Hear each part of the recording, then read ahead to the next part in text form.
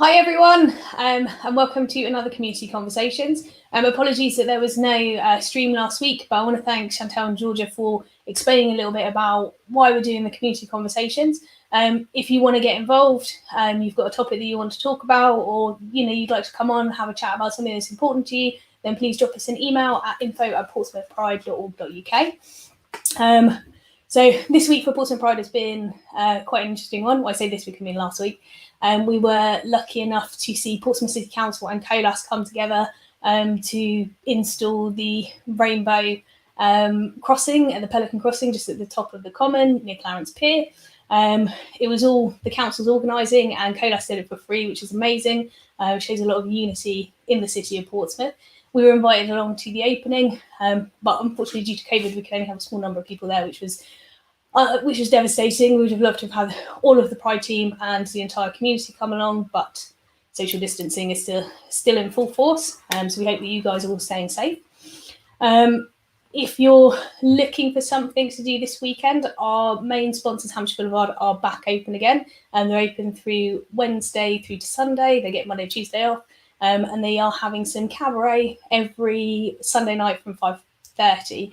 So if you're about and you're looking for something to do check it out. But again, if you're feeling unwell, then please stay at home. So today we are lucky enough to be joined by the owners of Pigeon Books. It is the only independent bookshop in Southsea. It's been really interesting to kind of watch the store being built over the last couple of months, and they opened during COVID.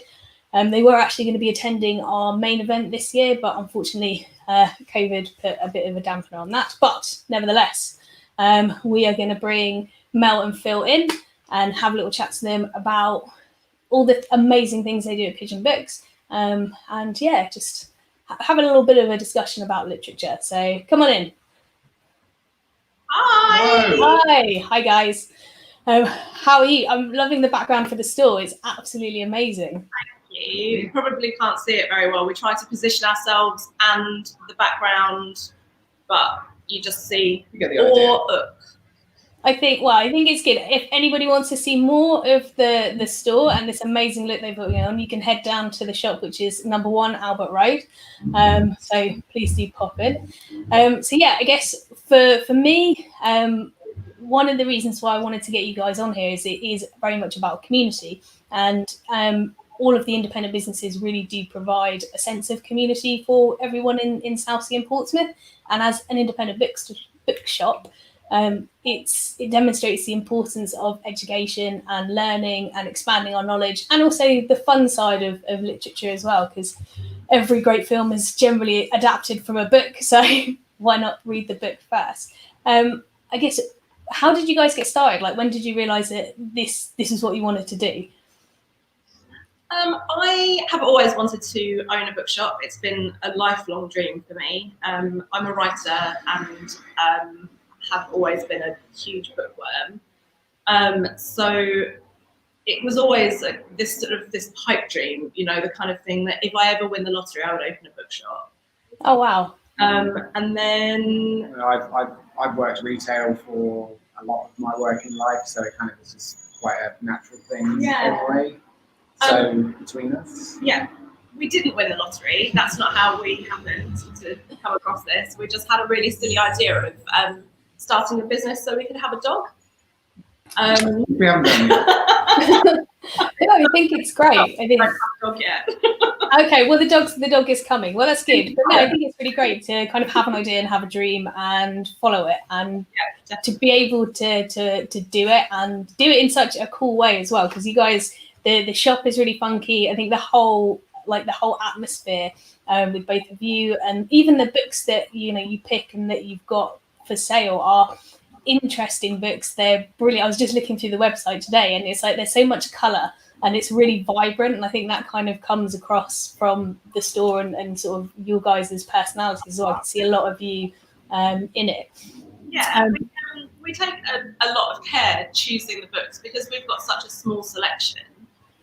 Every book that we have is hand-picked by us, so that's something that we really pride ourselves on, that we have like a really good although it's a small selection, it's really good and it's wide ranging and it's just a really high quality. Carefully curated. That's an excellent. Yeah. Thank you. No, I think that it's really great, and it's really interesting to see kind of the diversity in the books that you guys. Sorry, motorbike there. The diversity that you guys have in the selection of books, and I guess one of the things from a Pride perspective and an LGBT perspective is the fact that you have such a predominant queer literature section, which is not something I personally have seen.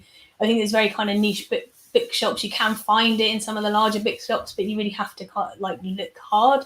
Was that something you guys thought of consciously? Like, was there a reason behind that, or? Yeah, so I think that's something that we try to focus on, is to make sure that everybody is as visible in the shop as possible, and it is as a safe and welcoming environment for everyone. And that means we have books for everyone, really. And I think through kind of our lives, we have so many friends in the LGBT community that we just really like, why does it have to be something that is kind of, you know, difficult to find? Why should queer people have difficulty finding themselves in books? I think that's the main thing. It's just something that is very difficult to just walk into a shop and buy off the shelf. You know, the internet exists and it's easy to get books on the internet, but there's nowhere locally that stocks the sort of books, like some of the sort of books that we do. So Yeah, I mean, a lot of the books that you have in the store and I've seen online, and my partner Laura is an avid reader.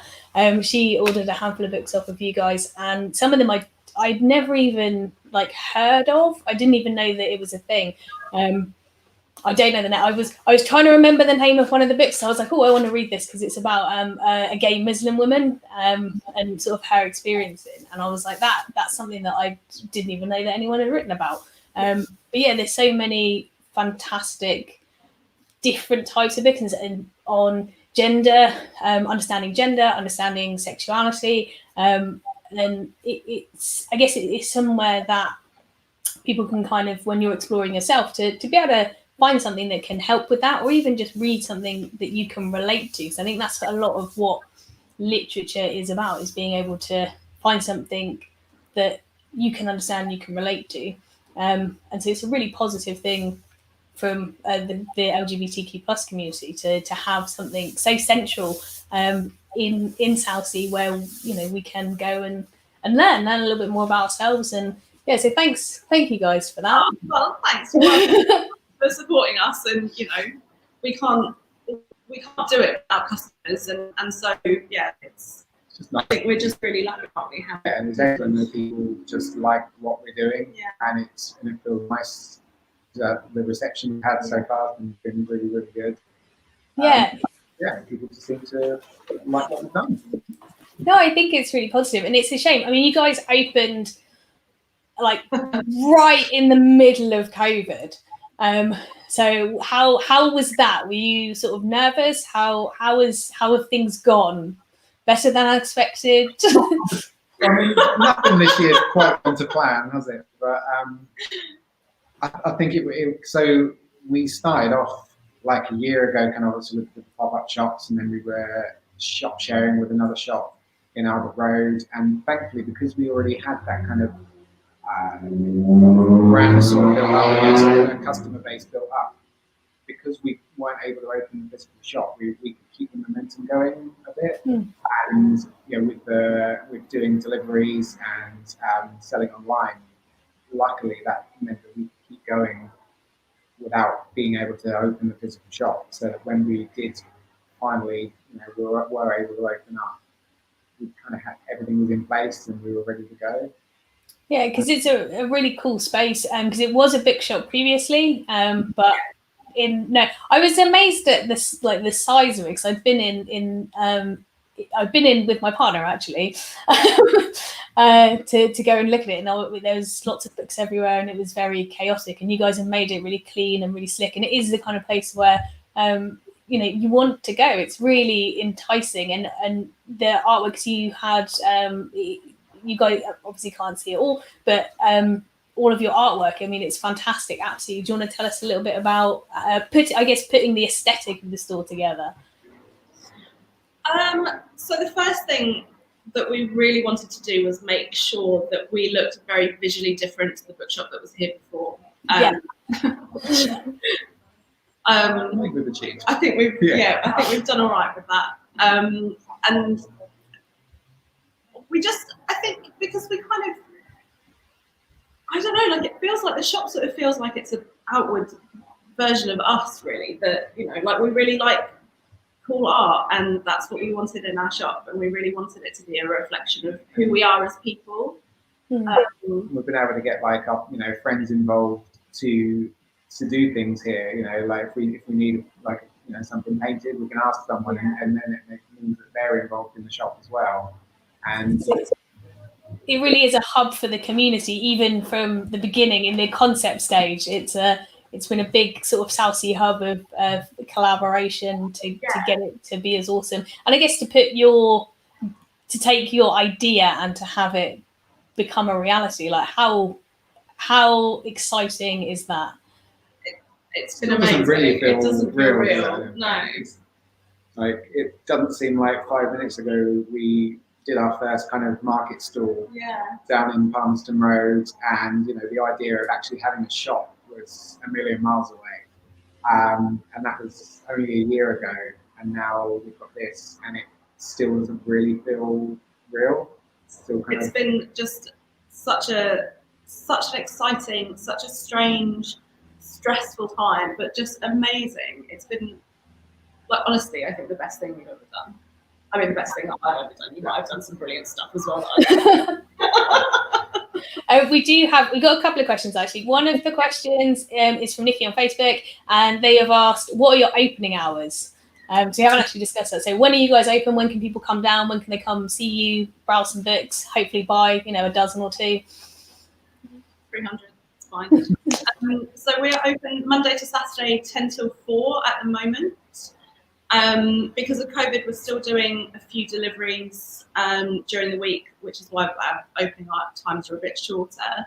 But we're going to be open 10 till 5. Yeah, we're going to sort of pump it up a little bit in August and see how that goes, with the intention to open it a little bit longer again, maybe sort of closer to Christmas. But for now, we're running sort of slightly reduced hours.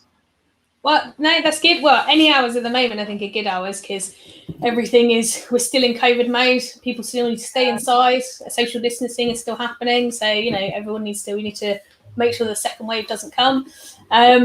And the other question that I got is actually from one of our team, Georgia. She wanted to know any recommendations that you have for, from your queer lit section. Like, what is sort of the best LGBT book that you've read? I had a really hard time picking what sort of things I wanted. So I've got this pile here. I don't know if you can see it. There we go. We can see it. That's a good starting pile. I think that just if you're starting out and you want to get your queer lit book section going, that looks like a good solid pile. But out of those, I know it's always really difficult to ask someone who is really into books what your favourite book is. But out of that pile, what sort of 2 or 3 would you recommend for people that someone like me? I'm dyslexic, so I'm not the best reader. It takes me forever to read books. So for someone who isn't really a massive reader, what one of those books that want to get a better understanding of queer culture would you recommend? So I would recommend The Black Flamingo by Dean Atta. Cool. It is about a young boy, so technically it's a young adult, but that's okay. Young adults for everyone. It's so. I'm a young adult. What are you saying? We're all young adults here. So it's about a young boy discovering his sexuality and kind of tipping his toe in the drag scene. It's written sort of in verse, so it's a poetry-based book. But don't let that put you off. No, that sounds interesting. Poetry, terrible. Poetry is amazing, and everybody should read it. If you are dyslexic and have I'm also dyslexic, by the way, so yeah, I know about that situation.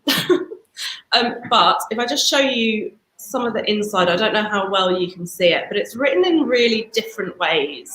Yeah. So as well as blocks of text, there is also interspersed with like text, like texting blocks, I guess you would call it.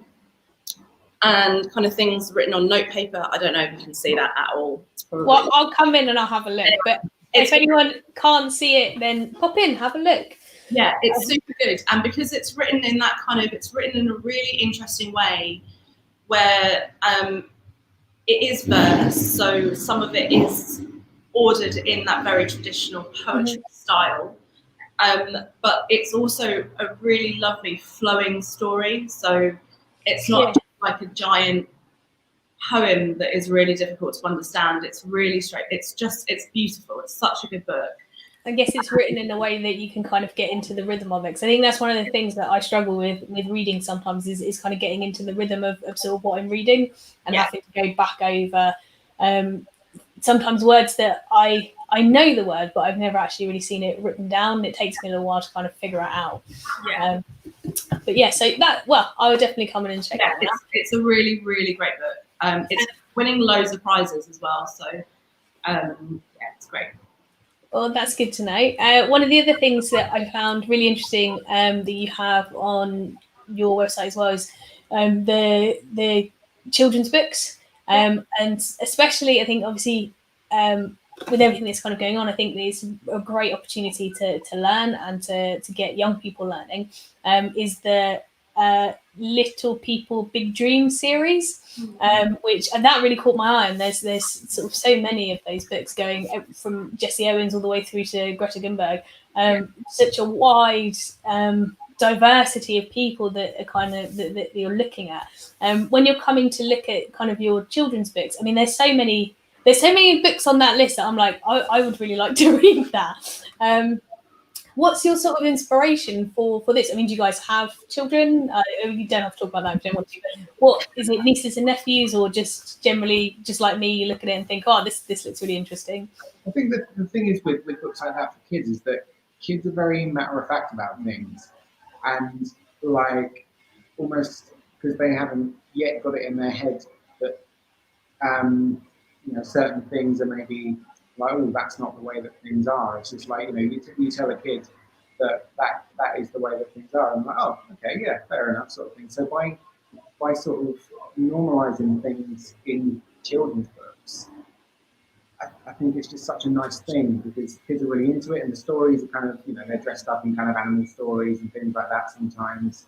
But like the kids seem to really like especially like the picture books and things like that. Like we've got this one. I really. Oh yeah. It's actually it's a true story about a penguin couple in the zoo, which are two boy penguins who end up trying to hatch an egg. Oh. And so it's a really nice little story, and it's but a kid will read that and just think like, oh yeah, okay, that's a nice story, that's a nice thing. Yeah, why not? Yeah, and yeah, it's just kind of like normalizing things from a young age, I think is so important. Yeah, and I think for a lot of parents as well, trying to find it's very easy to and parents, please correct me if I'm wrong, making sweeping generalizations here, but sometimes it's so easy to just kind of you have specific kids books that you've read as a child, or that are kind of standard, to have such a selection. And the thing that I really enjoy is you've got a few sort of classics like A Lot of Roald Dahl and Sting of the Dump, books that people sort of my age would have grown up with. But then there's such a wide variety of books that you just didn't even know existed, and I think it's opening that up and opening people up to learn about to learn about these things. Because a lot of the people I've sort of within that series as well, I know about Jesse Owens, Frida Kahlo, but I know of them, but I don't really know a lot. So it's parents and children can learn together. We have got a question. I'm just gonna have to lean forward because I can't see the screen from here. So George has asked another one. She says, who is your favourite author and why?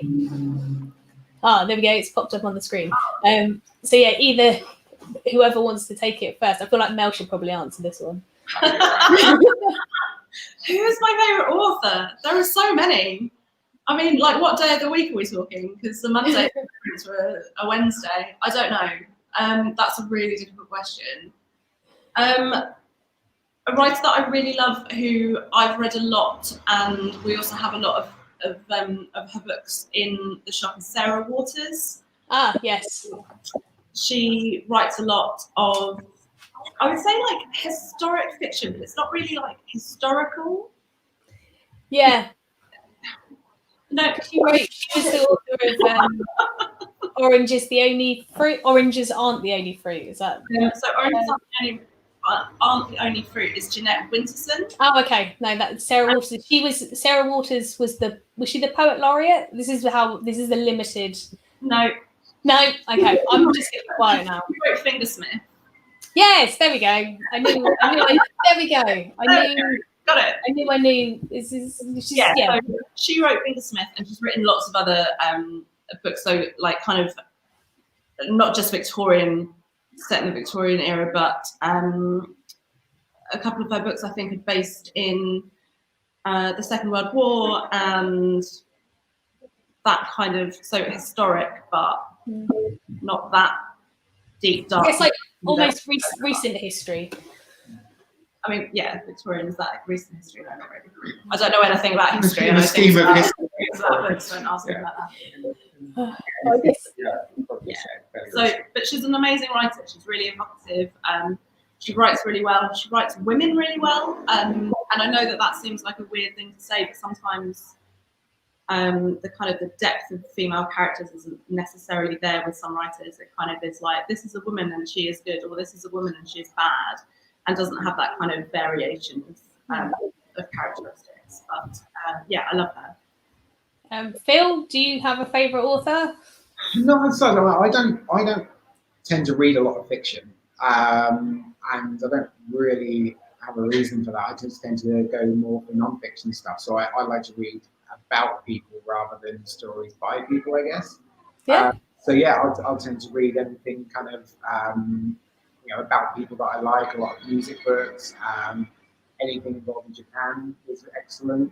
But yeah, I don't necessarily go for a certain kind of book. I'll just go for anything that I kind of think is interesting, really. So no, unfortunately, it's a bit of a cop-out answer, but no, I don't really go for a particular author over anybody else. Well, that's an acceptable answer. But yeah, no, I mean, personally, for me, I'm not a massive reader. For me, it's more about graphic novels, and I did get very excited when I saw your graphic novel selection. You've got a few really choice pieces in that, which is, and it's also good as well because you're just down the road from my favourite comic book shop, so you're not in too much competition, which is good because my heart would be torn. Yeah. We're trying really hard to make sure that we stock something that is different to them. Yeah, and we actually, like, in our first week, one of the guys did pop in and have and say hello and introduce themselves, and we actually ended up having a chat about books that they couldn't get hold of that we'd managed to, and vice versa. So no, there's no competition. We're all friends. No, you've got some really brilliant books, and also some of the stuff that is a little bit different as well, like the Scott Pilgrim versus the World. That's not, I mean, short of going to Forbidden Planet, I haven't sort of seen again that in Southsea. So it's wonderful. So is there anyone else have any more questions? I did have a load of questions, but I think I've kind of got overexcited and forgotten all. We have another one here. What would be the book that you would take with you on your desert island? Or I'm paraphrasing. So the books that you would take on a desert island with you. How many am I allowed? You can take a small suitcase. A small suitcase full of books. I can fit a lot of books in that. Okay. No. Okay. Maybe it should be a weight limit. Oh yeah, that's more of an issue, isn't it? What would I take with me? Let's go with 5. We'll pick 5. 5 is it will keep you entertained and it gives you a bit of choice. You know your 5 books already without even thinking about it. Yeah, so I think, going back to something we were talking about earlier on, I think I'd go with Roald Dahl books. Yeah. I realistically any 5 because it is, and I feel like they were, Roald Dahl as a kid was definitely my favourite author. And I sort of feel like any of his books now I could still pick up and read and still get the same joy out of them as I did when I was a kid. So, yeah. No, I would agree with that. I was a big fan of Roald Dahl when I was a child as well. And I think it's one of those things that you can read as a child and then also read as an adult and kind of take something completely different from it. I always remember the twits and being like, when I was younger, like, oh, that's a bit icky. And now I read it, I'm like, Yeah, very. Also, have you ever read any of Roald Dahl's adult short stories? I don't think I have, but I have heard that they're pretty dark. Yeah, I mean, the kids' stuff was pretty dark, so I can imagine if he's writing for adults, it could be. It's brilliant, but really dark. I mean, it's definitely, some of them are quite, and also like really sexual. Some of them, and it's a bit of a shock. You think of Roald Dahl as being like this kind of children's author, but obviously he's also a human man. Really, some of it very sexual. I don't know what books I would take with me. When you got too much choice, that's who makes the grade? Like, who is that good? All of them. I would take Hamlet. Oh, yeah. So Hamlet by Maggie O'Farrell. Okay.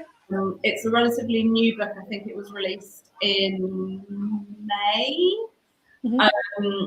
And I read it and I loved it so much that I didn't read another book for 2.5 weeks, which for a bookshop owner is bad. But yeah, I had a book hangover because I loved it so much that I didn't want to read anything else. Nothing came close. I'm over that now, by the way. Okay, that's good.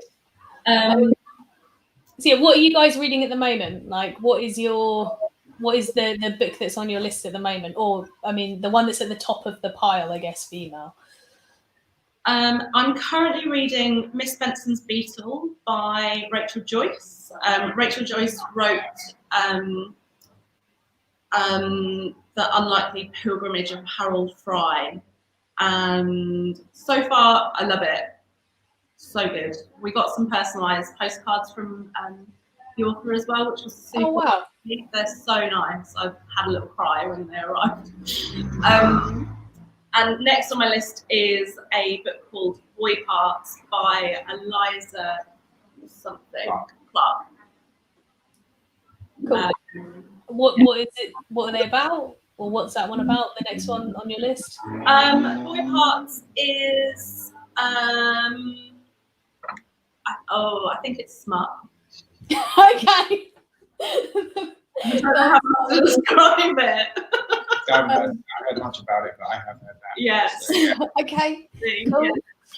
We can leave that there.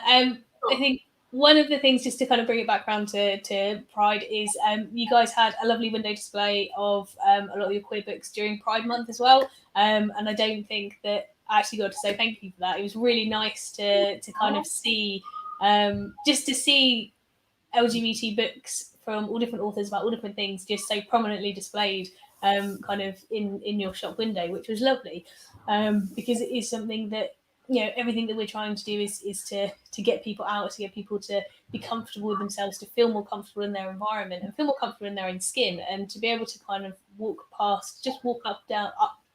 or down, depending on which way you're going, but walk along Albert Road and to see, to see books about people like them is really, really wonderful. And you guys are also stocking a book by Elaine Chambers, which is quite poignant for Portsmouth, because she was it's her story about being in the Navy when it was, I guess, her journey sort of through the 80s and into the 90s. She actually lives on the Isle of Wight. I had the opportunity to meet Elaine Chambers and hear her speak as well. So it's really wonderful to have a book like that. That kind of, I guess it's very gay and very Portsmouth. And with naval history as well, you know, like she was a naval officer, and that's really what the book's about. And I think it's nice to be able to stock books like that from people who are from around here. I think that's a really important thing. And we're hoping that at some point we're going to be able to get her to come over and have a chat with us when we're allowed to do events and things. Yeah.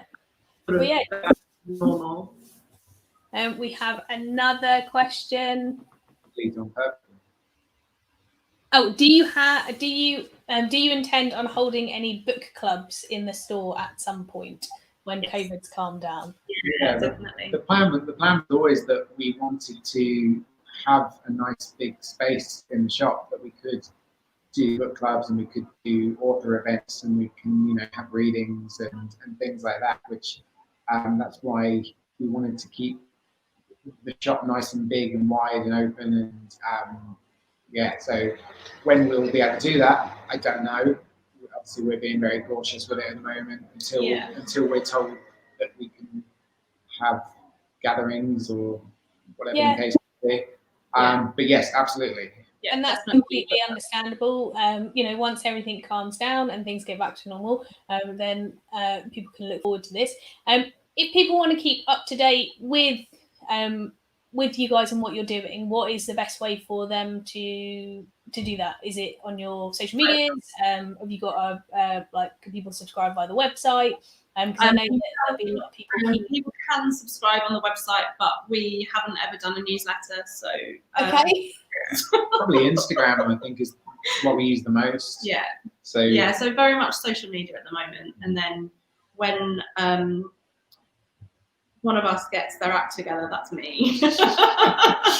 We will have a newsletter, but not just yet. It's not really that much news at the moment, is there? It's just kind of like we're open. Yeah. Please sanitize your hands. Yeah. Wear a mask. Yes. No, well that's definitely great. So if you guys want to follow them, if you're not already, then check them out at _Pigeon Books for Instagram, and you can just search Pigeon Books in the Facebook on Facebook. We have another question. Can you guys read these as well? Because I don't have my glasses on and it's that's very difficult. So do we have any educational books to do with race or how to be a better ally to people of colour? We certainly do. Yeah. We sold quite a lot of those books when the Black Lives Matter marches first started. We donated £1 for every copy of those books that we sold to the Minnesota Freedom Fund. It was like 170 quid. It was so much. We sold so many books. It was amazing. A lot of them were so popular that they needed to be reprinted, and we had all these orders for them, and then we were waiting on them to come in, and then we had a waiting list, several pages long of people. Yeah, it was amazing. Wow, so kind of selling out before the next orders come in. We'd never experienced anything like it because we're a brand new shop, but I've never heard of anything like it. It was absolutely incredible. So which ones would you recommend for people that want to, I guess, learn a little bit more? So we have how to be a racist. No, different. Very different. How to be an anti-racist. How to be an anti-racist and how to argue with a racist. Both of those books just combine themselves in my brain then. That was not good. We've got this book is anti-racist. And then also this book is anti-racist. Which is more for younger readers. And so plenty for adult readers. We've also got a few for younger readers as well. So. And we also try to make sure that we've got like a good distribution. No, distribution, that's not the right word. A good I don't know what I'm trying to say. Oh. You're doing really well. Don't worry. Like a diverse range, or Yeah. yeah. So we want to make sure that we've got lots of books by black authors and people of colour, and try to make sure that we have not just books about how to be an anti-racist, but also just books that are about black culture. Yeah, I guess like going back to what you said near the beginning about kind of having books for everyone. I think it's important to also have books kind of by everyone, like to have kind of written by as wide a variety of people and races and cultures as possible, so everyone's voices are represented, I guess. And that is an amazing thing that you guys are doing. And as you said, you're selecting books extremely carefully, and to do it in such a small shop and keep the space so open and inviting. I know that my partner will definitely be looking forward to when you guys start doing book clubs and things like that. Because I think she was super We're so excited about it. Like, just we were running a book club with Sam's Place, the Samaritans shop on Grove Road South, just before lockdown, and I missed it so much. Just having a chat with some people and drinking cups of tea and eating biscuits and just talking about books. It's such a lovely thing. So as soon as we're able to do that again, we'll be throwing our doors open and inviting everyone and kind of dragging them off the street and being like, "Come and talk to me."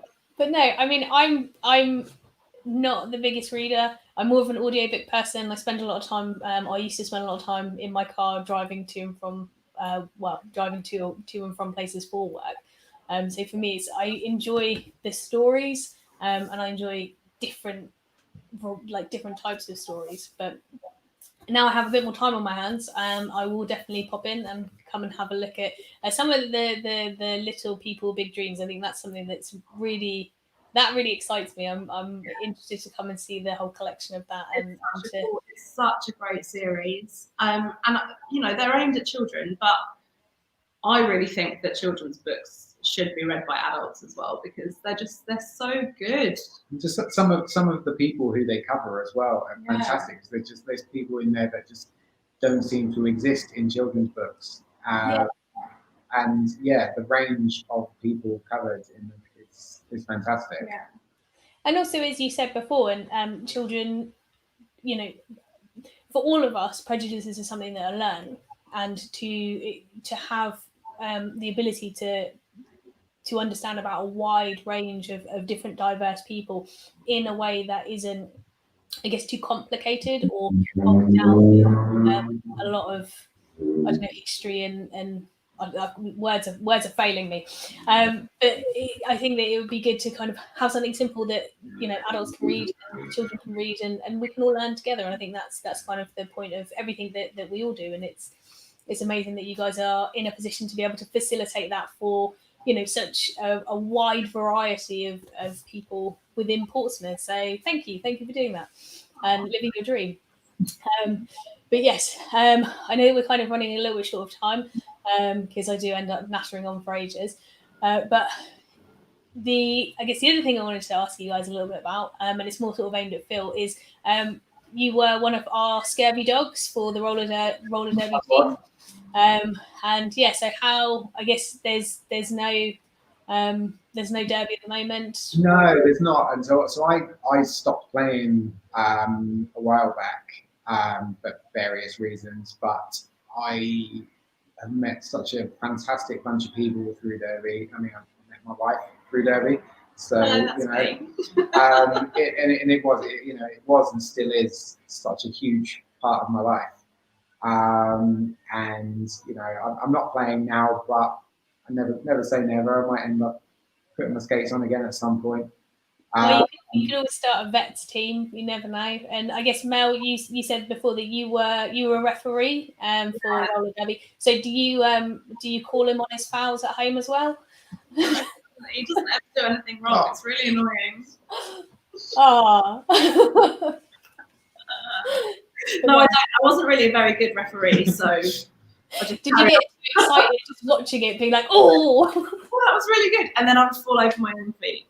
That's what I miss. Is just like not like the playing was fine, you know, the sport thing was fine, but I just miss going along to the games and sitting there with a beer and doing some shouting at my friends. You know, that's the bit that I miss the most, I think. So yeah, I'm really looking forward to when things start happening again, and I can go along to a game. And you know, if we have a store, if we take some books along, we can do that as well. No, definitely. I'm missing. There's a lot of sport. I gave it a go at one point, but I realised that, you know, roller derby was described to me as rugby on roller skates. I wasn't very good on skates, so I decided to just go play rugby instead. But I do absolutely love watching it. I think it's one of the most exciting sports I've ever seen in my entire life. It's insane. So if you have never heard of roller derby or never seen it, then check out the Scary Dogs and the Roller Wenches. There'll be lots of stuff on YouTube and on Facebook, so you should definitely go and check that out as well. So thank you so much for coming on today. It's been amazing to get an opportunity to chat to you. And for anyone who missed it, you can find Pigeon Books at number 1 on the road. Is there anything else that you want to tell the people at home? No, I don't think so. Just come and see us. Yeah. The shop's lovely. Unfortunately, this little screen here doesn't give you the best idea of how the shop looks. So yeah, when I come along and see it, come and see the hard work we've done, and we're so proud of it. We like chatting about books and about anything really. So just bonus points if you bring us a dog in. Oh yeah, definitely. Yes, you guys are dog friendly. Treats on the counter. So yes, that's great. Well, thank you so much for coming today. Next time I head down, I will definitely be sure to take some photos and pop them onto our Instagram. But if you guys can't wait to see what the shop is like and to see all the books that they have on offer, you can head to Pigeon Books website, which is pigeonbooks.co.uk. And check out the Instagram and on Facebook as well. So cool. Thanks, guys. And we'll catch up with you hopefully again soon and maybe check in sort of 6 months and see how things are going. See if you've got a booming trade. Yeah, probably 6 months. It'll be keys out the door. Cool. Thanks. Thanks so much. Bye. That was great. Thank you very much. Yes, and as we said before, head down, go say hi. I am not going to bring Chantal in because she didn't fancy it. If you want to come in, Shan, then pop in. Next week, we're going to be speaking with the South Coast Endometriosis Support Group. I think I've got that right. So we're going to be joined by Jodie, and we'll have a little bit of a discussion about what endometriosis is, the support that the support group offers, and Jodie approached us and wanted to look at how they can be more inclusive with the trans and non-binary individuals, because it's something that affects everyone who has a uterus. So yes, thank you very much. Have a great weekend. Enjoy the rest of your weeks, and I will see you all next week. Bye.